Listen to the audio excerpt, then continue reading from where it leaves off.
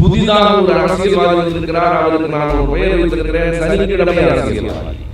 அவர் சனிக்கிழமை மட்டும்தான் மக்களை பார்ப்பார்.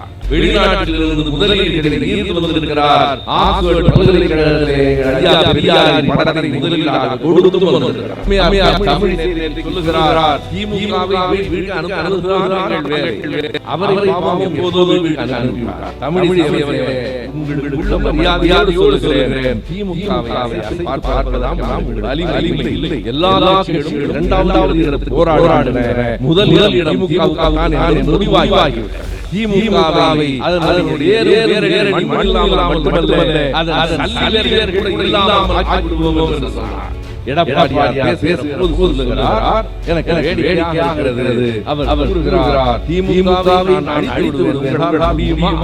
உங்கள் கட்சியை உங்களால் காப்பாற்ற முடியாது. திராவிட கட்சியை அழித்துவோம் என்று சொல்லுகிறவர்களோடு கூட்டணி வைக்கிறார்கள்.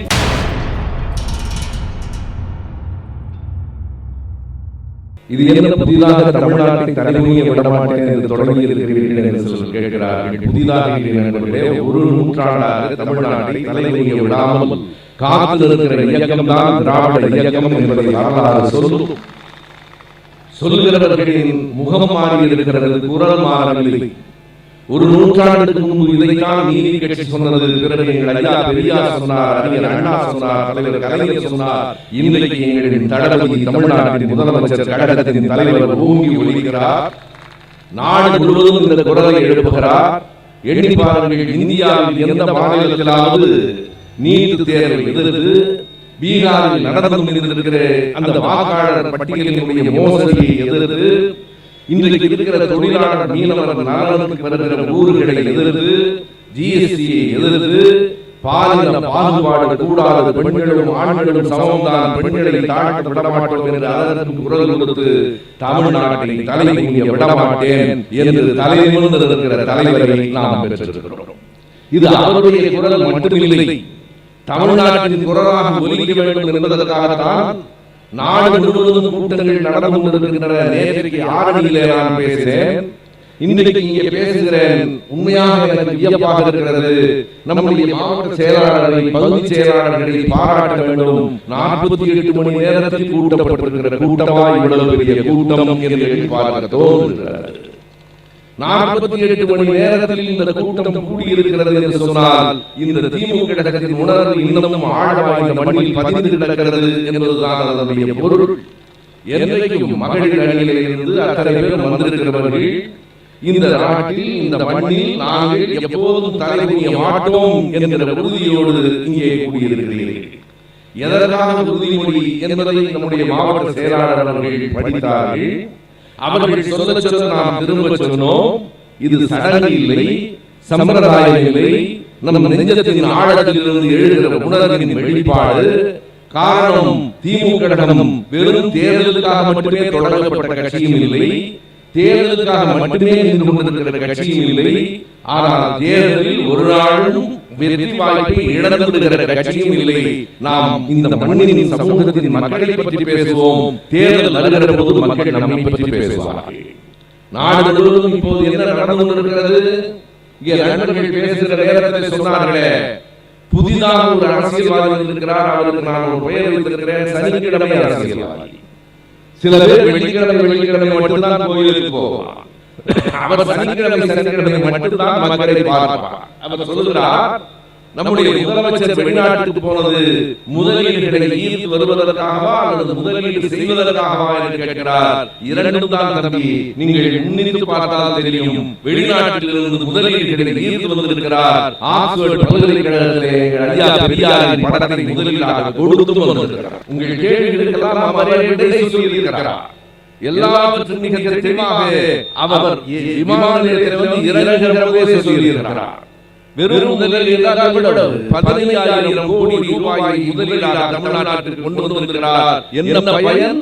17,000 இளைஞர்களுக்கு மண்ணில் வேலை கிடைக்கும் என்பதுதான் செயல்பாடு. தொடர்ந்து இருக்கிறவர்களுக்கு வேலை வாய்ப்பு, தொடர்ந்து மக்களுடைய தலை நிமிர்வதற்கான பணிகள், வயிறு பசியாக இருப்பதற்கான திட்டங்கள். எண்ணி பாருங்கள், மதிய உணவு திட்டத்தை நீதி கட்சியின் ஆட்சி காலத்திலே இருந்து தமிழ்நாடு பார்த்திருக்கிறது. அதையும் நாம் கௌரவமாக சொல்ல வேண்டும். காமராஜர் அவர்களுக்கு உரிய மதிப்பை நான் குறைக்கவில்லை.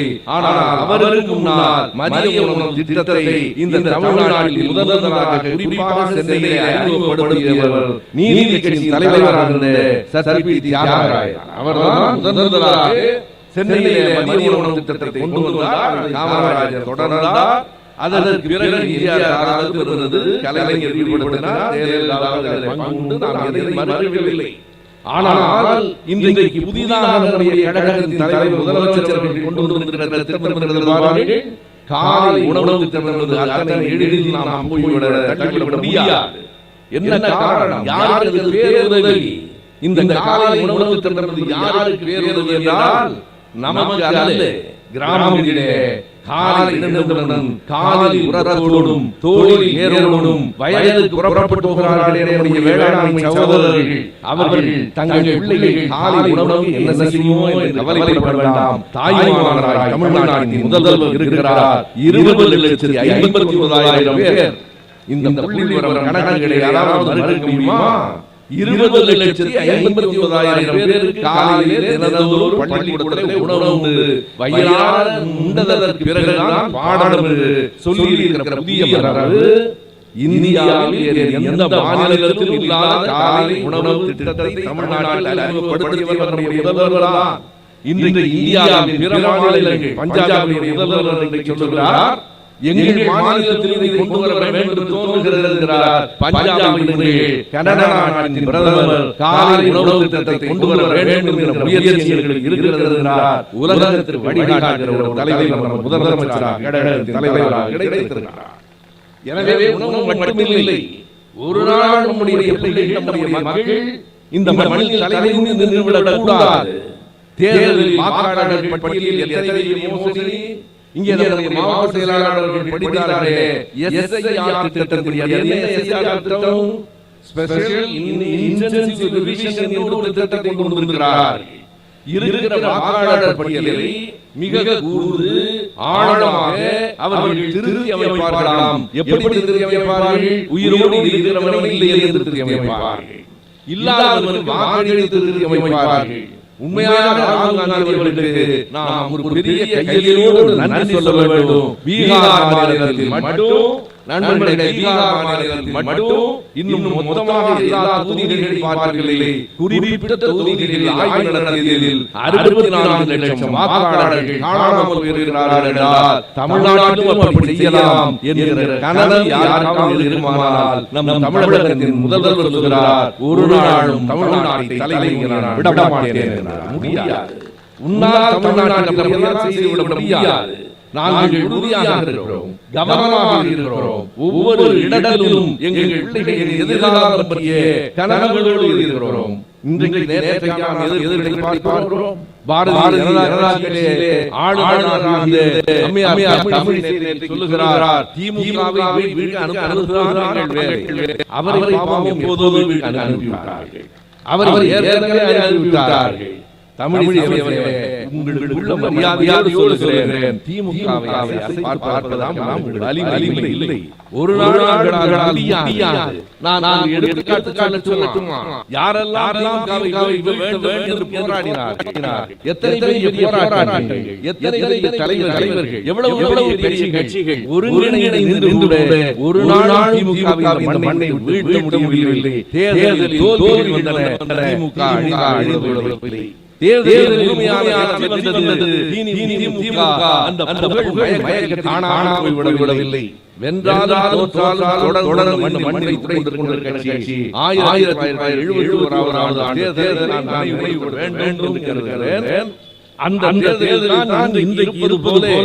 எல்லோரும் இப்போது போட்டி. எடப்பாடி சொல்லுகிறார், திமுகவை நான் அழிப்பேன். பாஜக என்ன சொல்கிறது? திமுகவுக்கு நாங்கள் வருவோம். எல்லோரும் எதற்கு போராடுகிறார்கள் என்றால் எல்லா கட்சிகளும் இரண்டாவது போராடுகின்றன. முதல் இடம் திமுகவுக்கு முடிவாகிவிட்டது. எல்லோரும் இரண்டாவது இடத்தில் போராடுகிறார்கள். திமுகவுக்கு நான்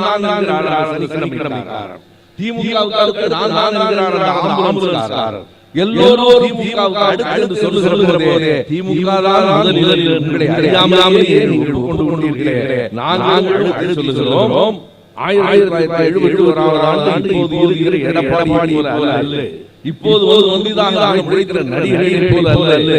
70 திமுக யார் அறிஞர் அண்ணாமலை மறைந்த பிறகு அண்ணாமலை போல தனிப்பெரும் தலைவரை இந்தியாவில் இந்த மாநிலம் பார்த்ததில்லை. தன்னுடைய பேச்சால் இல்லை. அண்ணா உள்ளமான உருவம் அவருக்கு அப்படி தோற்று இல்லை. ஆனால் அண்ணாமலை கோடிக்கணக்கான மக்களை பேச்சால் கட்டி போட்ட மனிதன் இன்னும் இல்லை வரலாறு. அண்ணாமலை மறைந்த பிறகு இனிமேல் அவ்வளவுதான் கருதுகிறார்கள். யாரெல்லாம் எதிர்க்கிறார்கள் இங்கே இருக்கிற பெரிய அறிவார்கள் இளைய தலைமுறையினர் அறிந்து கொள்ள வேண்டும். ராஜாஜி அவர்கள் காமராஜர் கைகோல் என்று 1971 திமுகவை அழித்தோம் என்று சொல்கிறார். இரண்டு தலைவர்கள் சாதாரணமாக இல்லை. ராஜாஜி கலைஞரை 45 வயது மூத்தவர், காமராஜர் கலைஞரை 25 வயது மூத்தவர். அரசியல் அனுபவமுடையவர், வெறும் வயது இல்லை. அரசியல் அனுபவமுடையவர்கள் காங்கிரஸ் இருக்கிறவரே காமராஜர் ராஜாஜி ஒற்றுமை கிடையாது. ஆனால் திமுகவை எதிர்ப்பதில் ஒற்றுமை வந்தது. இரண்டு எதிர்க்கிறார்கள். அவர் மட்டுமில்லை, புரிந்து கொள்ளுங்கள், மிகப்பெரிய புகழ்பெற்ற எழுத்தாளர் பத்திரிகையாளர் தமிழ்நாடு முழுவதும் எதிராக பயணம் பரப்பரப்பு செய்தார். குறிப்பாக பேர் ஒருவர் பத்திரிகையாளரோ, இன்னொரு எழுத்தாளர் ரேகானந்தன், மூன்றாம் கவிஞர் கண்ணதாசன், 3 பேரும் ஒரு மேடையாக பேசினார்கள். எப்போது 71 என்ன பேசினார்கள்? திமுகவை இந்த தேர்தல் அழித்தாக வேண்டும் என்று பேசினார்கள். அப்போது நான் படித்துக் கொண்டிருந்தேன். எங்களை கூட ஒரு அச்சம் வந்தது. இரண்டு பெரும் தலைவர்கள் இணைந்தார்கள். இந்த 3 எழுத்தாளர்கள் சேர்ந்தார்கள். திமுகவை தோற்கடிவார்களோ என்ற கவலை இருந்தது. என்ன நடந்தால் அதுவரை இந்த தேர்தலில் பெறாத திமுக 203 இடங்களில் போட்டியிட்டது. 184 இடங்களில் புதிய வரலாறு உருவாக்கியது. குறித்து கொள்ளுங்கள், 71 தாண்டி மீண்டும் 2026 200 இடங்களில் பெறும் என்பது எழுதி வைக்க முடிவு. அவ்வளவு கடுமையாக கடைசியாக வந்தார். இங்கே தெரிந்திருக்கலாம். எந்த அவருடைய ஆவேசம் நான் கேட்கிறேன். அவர்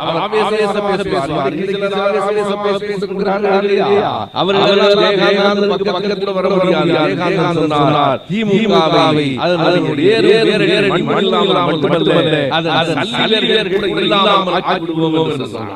அதே 2009-2010 அப்போது அவர் பேசுகிற போது அவர் 40 வயது இல்லை, 76 வயதில் கலைஞர் முதலமைச்சராக இருக்கிற போது நம்முடைய துணை செயலாளர் கனிமொழி அவர்கள் ஒரு புத்தகம் வெளியிட்டார்கள். சிகரங்களில் உறையும் காலம் என்பது அந்த புத்தகத்தின் பெயர். அந்த புத்தகத்தின் தலைப்பே ஒரு கவிதையாக இருக்கிறது. சிகரங்களில் உறையும் காலம் என்னும் புத்தகத்தை என்ன காரணத்துக்காகவோ கனிமொழி அவர்கள் ஜெயகாந்த் தலைமையிலே வெளியிட்டார்கள். ஜெயகாந்த் தலைமையிலே வெளியிட பேராசிரியர் அன்பழகன் மேடையில் இருக்கு. முதல் வரிசையிலே இதோ சென்னையிலே ராஜா அண்ணாமலை பெற்றாட்சி அரங்கத்தில் நடைபெற்றது. அந்த விழாவில் நான் பார்வையாளராக அமர்ந்திருந்தேன். அதனால் நான் சொல்லுகிறேன், ஜெயகாந்தன் என்ன பேச போகிறார் என்று நான் எதிர்பார்க்கிறேன். ஏனென்றால் அவர் பேசியதை நான் கேட்டிருக்கிறேன். சல்லில் ஏற்படையில்லாமல் திமுகவை அழிவிடுவேன் என்று பேசியவர், கலைஞரை பற்றி மிக கடுமையாக பேசியவர்.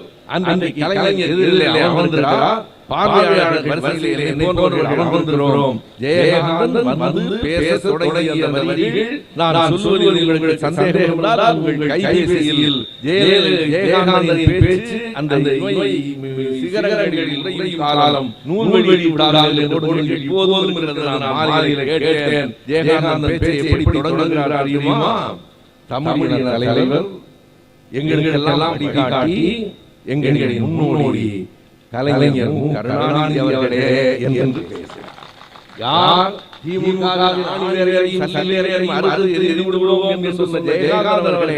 தமிழகத்தின் தலைவர் எங்களுக்கெல்லாம் வழிகாட்டி கலைஞர் என்று பேசுகிற காலம் அவருடைய 75வது வயதில் வந்ததென்றால் அவர் பொய்யாக பேசவில்லை, உணர்ந்து பேசினார். பேச்சு இடையிலே சொன்னார். இன்றைக்கு நடந்து கொண்டிருக்கிற கலைஞரின் ஆட்சி தமிழ்நாட்டின் பொற்காலம் என்று ஜெயகாந்தன் சொன்னார். யார் எதிர்த்தார்களோ, யார் ஆட்சியை அகற்றிவிட வேண்டும் என்று கருதினார்களோ, யார் கடகரை அடித்துவிட வேண்டும் என்று கூறினார்களோ அவர்களே கடைசியாக இதுதான் பொற்காலம். இதுதான் 2006 2011 நடைபெறும் ஆட்சி இருக்கிறதே பொற்காலம் இல்லையா? எண்ணி பாருங்கள், கலைஞரின் சிந்தனை எப்படி வேறுபாடாக இருக்கிறது. ஒரு மனிதன் ஒரே நேரத்தில் 2 புத்தகங்கள் வருகின்றன. உழவர் சந்தையை தொடங்கி வருபவர்தான் டைடல் பார்க்கை தொடங்கி வருபவர்தான். 20ஆம் நூற்றாண்டில் இருக்கிற அறிவியல் தொழில்நுட்பத்துடைய வளர்ச்சியும் அவர் வழிமொழிகிறார். எங்களுடைய பாரம்பரியமான உழவை ஒரு நாள் கைவிட மாட்டோம் என்று உழவர் சந்தையும் அவர் உருவாக்கினார். அந்த ஆட்சி பொற்காலம் தான் என்று ஜெயகாந்தன் சொன்னார். எத்தனையோ வாரியங்கள் இருக்கலாம். நீங்கள் எண்ணி பாருங்கள். ஆசிரியர்களுக்கு வாரியம் இருக்கலாம், தொழிலாளர்கள் மீனவர்கள் இருக்கலாம். என்றைக்காவது எந்த ஆட்சியாவது நடைபாதை வணிகர்களுக்கு வாரியம் உண்டா? திருநங்கைகளுக்கு நல வாரியம் உண்டா? திருநங்கைகளுக்கு நல வாரியம், மூட்டை தூக்குகிற தொழிலாளர்களுக்கு நல வாரியம், நடைபாதை வணிகர்களுக்கு நல வாரியம் என்று அத்தனை பேருக்குமான அரசை அமைத்தார். அவருக்கு பின்னால் நம்முடைய தளபதி சொன்னார், தலைவர் இறந்ததற்கு பிறகு கடகத்தின் தலைவராக உருவெற்ற தளபதி சொன்னார், என்ன இருந்தாலும் எனக்கு கலைஞரை போல பேச வராது, கலைஞரை போல எழுத வராது. ஆனால் கலைஞரை போல எழுதவும் பேசவும் தெரியவில்லை என்றாலும் கலைஞரை போல எனக்கு உழைக்க தெரியும் என்று சொன்னார். இன்று வரையிலே உழைத்துக் கொண்டிருக்கிறார். இன்று வரையிலே அவர் உழைத்துக் கொண்டிருக்கிறார். அந்த உழைப்பு தான் தமிழ்நாட்டில் இன்றைக்கு உயர்ந்தோங்கி இருக்கிறது. அந்த உழைப்பின் காரணமாக தான் இன்றைக்கு வேலை வாய்ப்புகள் வருகின்றன. அவருடைய உழைப்பின் காரணமாக தான் பிள்ளைகள் வயிறார உண்டு படித்து மாதந்தோறும் 1000 ரூபாய் உதவியும் பெற்று படிக்கிறார்கள். எண்ணி பாருங்கள், நாடு முழுவதும் இந்தியாவிலே எந்த மாநிலத்தையும் ஒப்பிட முடியாத அளவுக்கு உயர்ந்தோங்கிற மாநிலமாக தமிழ்நாடு இருக்கிறது. ஆனால் இந்திய ஒன்றிய அரசு என்னவாகிறது? நம்மை அழித்துவிட வேண்டும் சொல்லுகிறவர்கள் நம்மை இந்த நிலையிலே இருக்கிறார்கள். இன்றைக்கு காலையிலே வந்த செய்தி, நாடேட்டில் தொலைக்காட்சியில் வந்த செய்தி அத்தனை பேரும் பார்த்திருக்கிறீர்கள். அமெரிக்காவுக்கு இனிமேல் பிள்ளைகள் யாரும் போவது பற்றி கனவு கூட காண முடியாது. போவது பற்றி கனவு கூட காண முடியாது. என்ன காரணம்? அமெரிக்காவுக்கு இங்கே படித்து தகுதியும் திறமையும் உள்ளவர்கள் அங்கே வேலை தேடுவதற்கு போக வேண்டும் என்றால் அதற்கு H1B விசா ஒரு விசா அனுமதி வாங்க வேண்டும். அதற்கு இருந்த கட்டணத்தை அமெரிக்க அதிபர் ட்ரம்ப் இன்று எவ்வளவு உயர்த்தினார்? கட்டணங்கள் உயரலாம். எந்த அளவு உயர்ந்திருக்கிறது? சென்ற ஆண்டு வரையில், சென்ற ஆண்டு கூட அல்ல, நேர் வரையில் கட்டணம் என்ன? புதிய கட்டணம் இன்று காலையிலேயே நடைமுறைந்திருக்கிறது. நேற்று வரை எவ்வளவு கட்டணம்? ஒரு இளைஞர் படித்து பெண்ணோ ஆணோ அமெரிக்கா வேலை தேட போய் H1B விசாவுக்கு விண்ணப்பித்தால் அவர் $4815 கட்ட வேண்டும். அதுதான் அதிகபட்ச தொகை. 2500 தொடங்கி $4815 கட்ட வேண்டும். ஒரு டாலர் $87. எனவே $4815 என்றால் ஏறத்தாழ 4,24,23,000 ரூபாய் கட்டினால் போகலாம். அது ஒரு ஆண்டுக்கான கட்டணம். 4,23,000 என்பதை உயர்த்தலாம், 5 லட்சம் ஆக்கலாம், போனால் ஒரு 8 லட்சம் ஆக்கலாம், 88 லட்சம் என்று ட்ரம்ப் அறிவிக்கிறாரே. 1 கோடி ரூபாயை உங்களால் ஆண்டு கட்ட முடியுமா? நான் கேட்கிறேன், 88 லட்சம் ரூபாய் கட்டி விசா வாங்குவதை விட 88 லட்சத்தை இந்த ஊரிலேயே தொழில் செய்து விடமாட்டா? 88 லட்சம் கட்டி ஏறத்தாழ 1 கோடி ரூபாய் ஒரு ஆண்டு கட்டி என்று சொன்னால் அதற்கு என்ன பொருள்? இனிமேல் அமெரிக்காவுக்கு நீங்கள் வர முடியாது. இந்த தடை யாருக்காக? உலகத்திலே எல்லோருக்கும் தான். ஆனால் சென்ற ஆண்டில் மட்டும் அங்கே விசா வாங்கி போகிறவர்களில் 72% இந்திய நாட்டை சேர்ந்தவர்கள். அடுத்து சீனா 11%.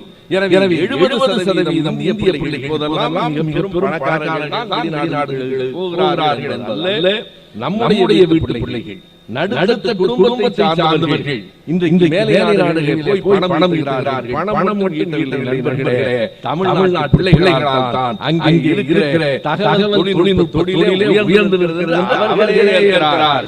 உண்மைதான். தமிழ்நாட்டு பிள்ளைகளுடைய உழைப்பு, தமிழ்நாட்டு பிள்ளைகளுடைய அறிவு திறன் இன்றைக்கு உலகம் முழுவதும் பாராட்டுகிறது. அதை நிறுத்துகிறார்கள். நம்முடைய மோடி அவர்கள் என்ன செய்கிறார்? 1000 செய்திகளை பேசுகிறே, இன்றைக்கு 4 லட்சத்திலிருந்து 88 லட்சமாக கட்டணம் உயர்த்தப்பட்டிருக்கிறது. ஒன்றிய அரசு நம் தலைவர் தான் கண்டித்திருக்கிறார். எங்கள் பிள்ளைகளின் எதிர்காலம் இருட்டாகிறீர்கள் என்று சொல்கிறார். மோடி என்ன செய்தார்? மோடி மணிப்பூருக்கு 864 நாட்களுக்கு பிறகு போனவர். மணிப்பூர் எரிந்து கொண்டிருந்தது. மோடி அவர்கள் வெளிநாட்டில் இருந்தார். மணிப்பூர் எரிந்து கொண்டிருந்தது. மோடி அவர்கள் நாடாளுமன்றத்தில் கூட வரவில்லை. இப்படிப்பட்ட பிரதமரை இருக்கிற தேசத்தில் நாம் மறுபடியும் மக்களை தட்டி எழுப்ப வேண்டும். எதற்காக என்றால், எத்தனையோ தடைகளை நீதிமன்றம் கழகம் வளர்ந்திருக்கிறது. ஏதோ போகிற போக்கில் திரைப்படத்தில் நடித்து சட்டென்று அரசியல் வந்தவர்கள் நாம் திரைப்படங்களின் மூலம் கருத்துக்களை வைத்தோம். கவனியுங்கள். திரைப்படத்தில் நடித்து அந்த கவர்ச்சியை கொண்டு வாக்கு கேட்கவில்லை. திரைப்பட அரசியல் வந்து கருத்துக்களை வாங்கிட்டு திரைப்படம் அவர் விதைத்து தான் வெளியே வந்தோம். அது கூட அவ்வளவு எளிதாக நடக்கவில்லை. சில காட்சிகளை நான் சொல்லுகிறேன். திரைப்படத்துடன் நம்முடைய கருத்துக்களை அண்ணாவின் பெயரை சொல்லுவதற்கு கூட எத்தனை போராட்டங்கள் நடந்தன. இங்கே இருக்கிற சற்று வயது கூடியவர்களுக்கு தெரியும். 1960 தங்கரத்னம் என்ற ஒரு படம் வந்தது. எஸ். ராஜேந்திரன் அவர்கள் இயக்கிய படம். அந்த படத்திலே படனிலே நடைபெற்ற திமுக மாநாட்டை அப்படியே காட்டினார்கள்.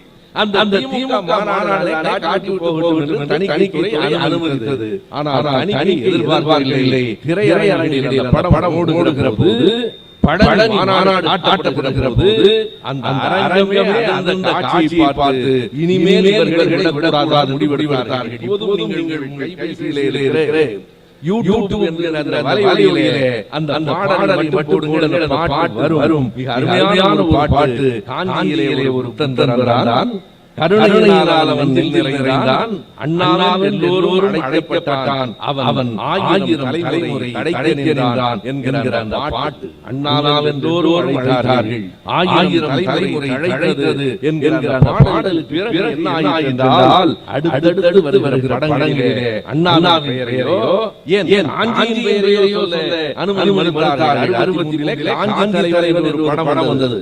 அந்த படத்தை பற்றி இன்றைக்கு முரசொலியுடைய பின்பக்கத்திலே எழுத்தாளர் குமரன் எழுதியிருக்கிறார். காஞ்சி தலைவர் ஒரு படம். அந்த காஞ்சி தலைவர் படத்திலே பெயரே வைக்கக்கூடாது என்றார்கள். காஞ்சி தலைவர் சொல்லக்கூடாது. எழுத்தாளர் யார்? கதைவசனம் எழுதியவர் யார்? நம்முடைய தலைவர் கலைஞர் அவர்கள்தான். அவர் கேட்டார், பல்லவ நாட்டு மக்களை, பல்லவ நாட்டு அரசனை காஞ்சி தலைவர் சொல்லாமல் எப்படி சொல்வது? ஆனால் ஒரு பாட்டு வருகிற ஒரு வரியை அவர்கள் வெட்டிவிட்டார்கள். அந்த பாட்டை நீங்கள் கேட்க வேண்டும். எழுச்சி பாட்டு. வெல்க நாடு தொடங்கும். ஆனால் உண்மையாக அந்த பாட்டு படத்தில் முதலில் எப்படி இருந்தால், வெல்க காஞ்சி வெல்க காஞ்சி வெல்க வெல்கவே படைகள் வரும். காஞ்சி என்று சொல்லாதால் வெல்கல் காஞ்சி என்பதை நாடு மாற்றினார்கள். ஆனால் தணிக்கைத்துறை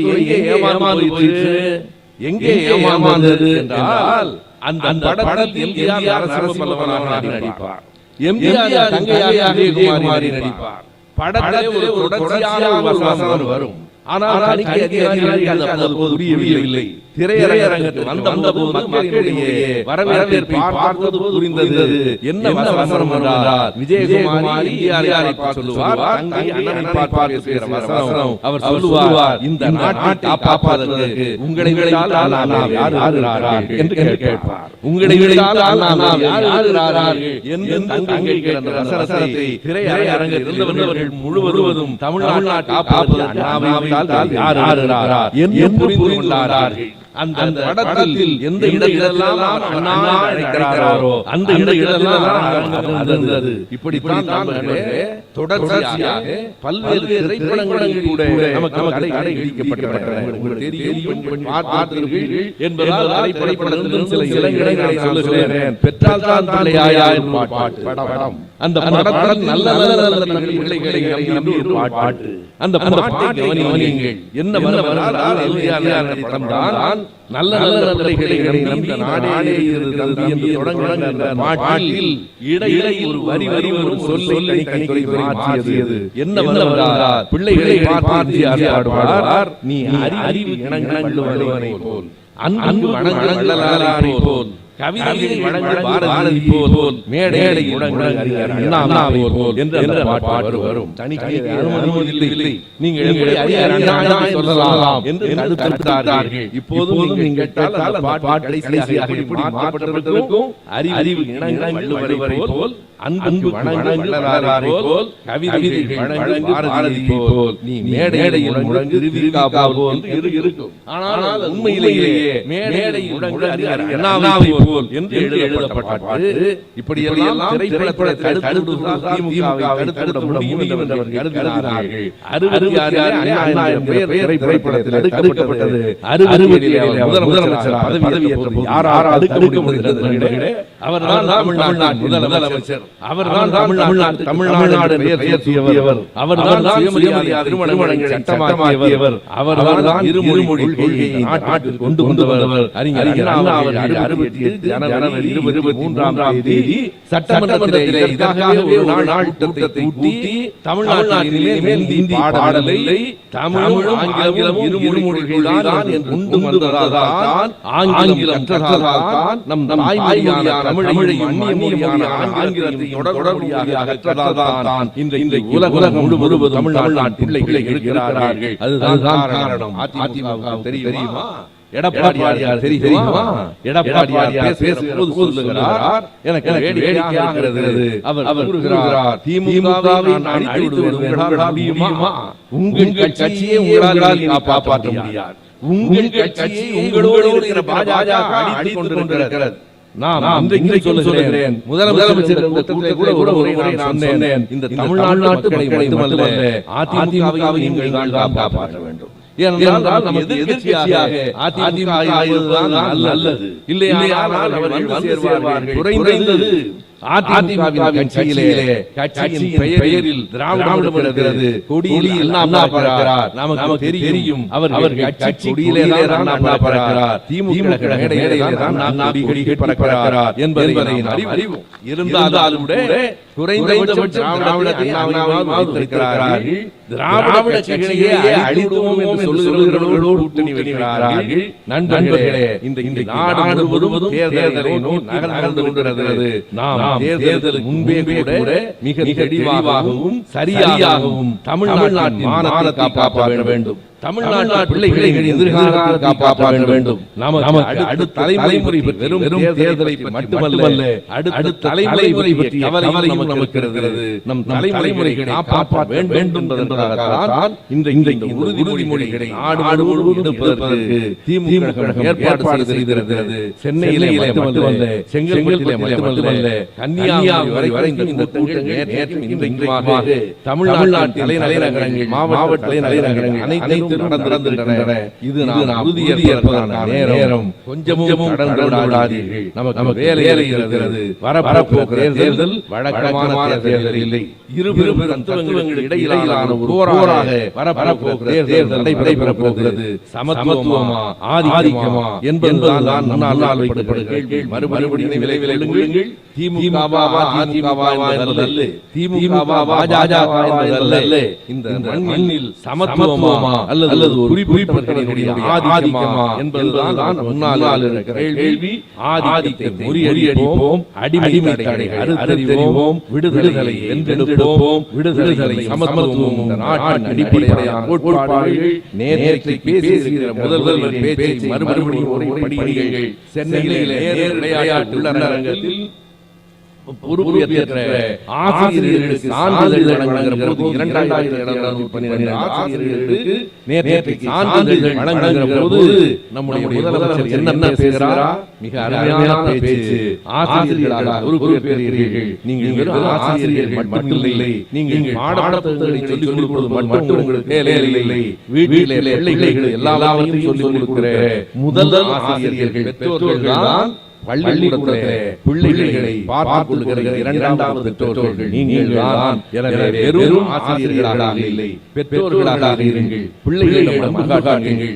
இரண்டு செய்திகளை பிள்ளைகளை சொல்லிக் கொடுங்கள். அதற்காக சொல்ல வருகிறேன்.